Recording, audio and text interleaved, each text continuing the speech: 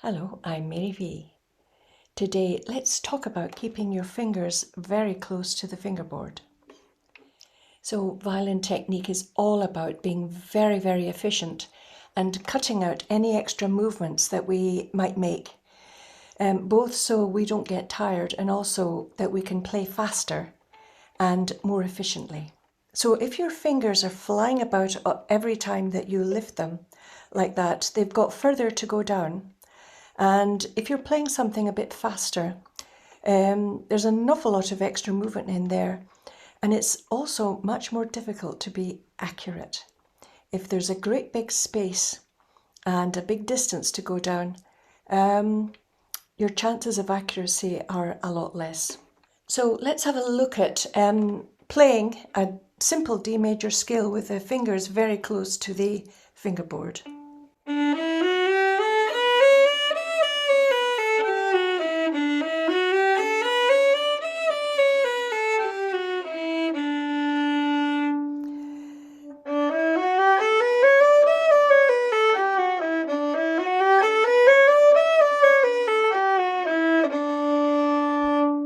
So you can see how helpful the position is when your fingers are more or less hovering over the string with a really small distance to go down.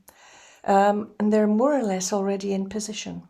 So how can you practice getting your fingers nice and close?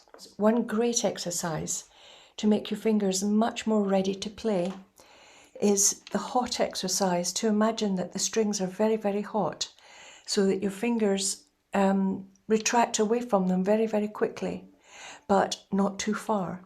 For example, if there was an electric current going through the string, probably your finger would go back like that.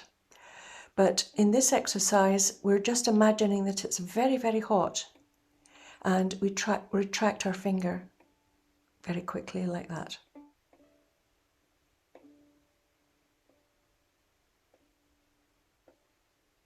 Now that starts to make you very aware of where the movement of the fingers actually comes from, which is the knuckles.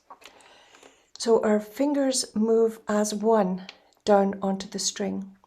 That's the most efficient way to move, but they also don't move like this, right? There's far too much distance, right?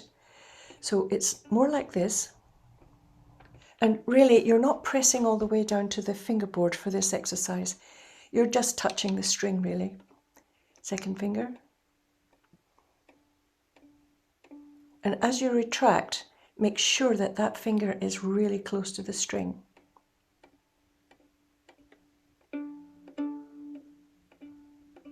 So once you've tried the individual fingers, then try a run, 1, 2, 3, 4, 3, 2, 1.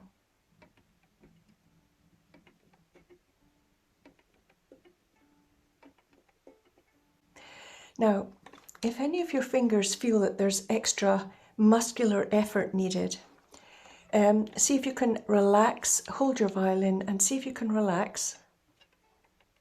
So you're able to put your fingers down as one movement from the back knuckle.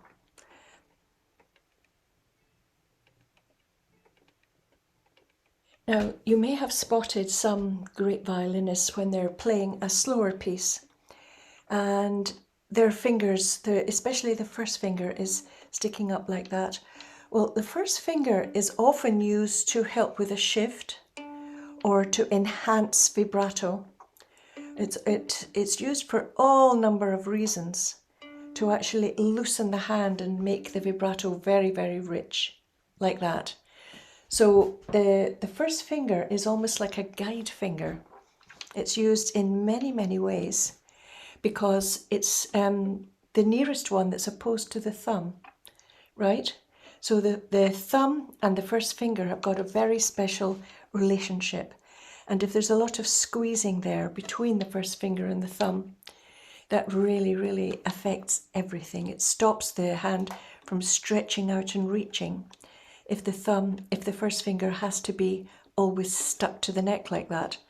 So quite often there's a great release, right? And there's a great movement. If you look at violinists like David Oistrakh playing, his fingers are in completely different shapes all the time, and he actually uses the rest of the hand, for example, to vibrate the fourth finger.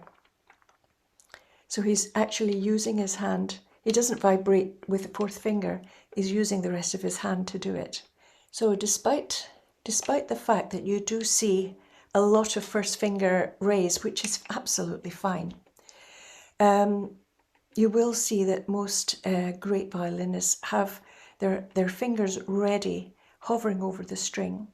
So try to make the movement of your fingers very, very simple. One movement, right? Even in vibrato, the fingers are in the same shape.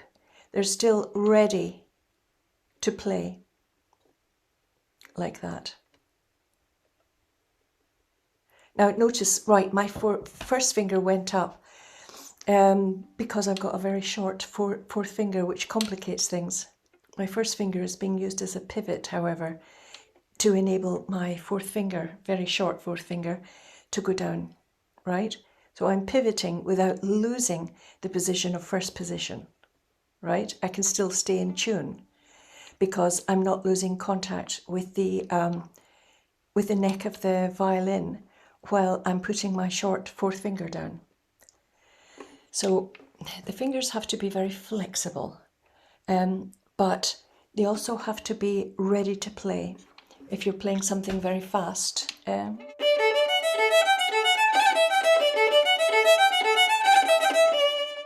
so once you can practice and discover how to put your finger down very, very simply in one movement and keep it quite close to the string, then you'll be on your way and be able to play a lot of things a lot faster. So I hope you get on well with that experiment, and I'll see you next time. Bye.